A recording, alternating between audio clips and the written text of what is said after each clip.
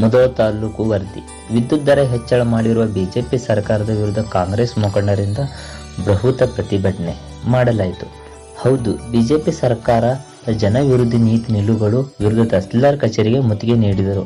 BJP ಸರ್ಕಾರ ಯಾವುದೇ ಕೆಲಸ ಕಾರ್ಯಗಳು ಸರಿಯಾಗಿ ಮಾಡುತ್ತಿಲ್ಲವೆಂದು ಮುಧೋಳ ನಗರದ ಬಸವೇಶ್ವರ ಸರ್ಕಲ್ನಿಂದ ತಹಸೀಲ್ದಾರ್ ಕಾರ್ಯಾಲಯವರೆಗೆ ಬಿಜೆಪಿ ವಿರುದ್ಧ ಧಿಕ್ಕಾರ ಕೂಗುತ್ತಾ ಮೆರವಣಿಗೆ ಮಾಡಿದರು.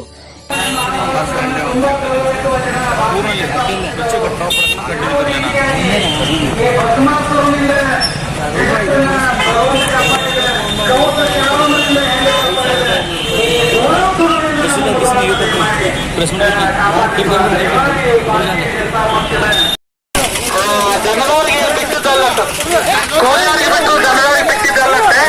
ಅದಕ್ಕೆ ಇನ್ನು ಬರುವ ದಿನಗಳು ಪ್ರಾಯಕ್ಕೆ ಇನ್ನು 40,000 ಬಂದು ಇದನ್ನ ಮಾಡೋದು ಏನೋ ಒಂದು ಪರಿಸ್ಥಿತಿ ಇರಬೇಕು.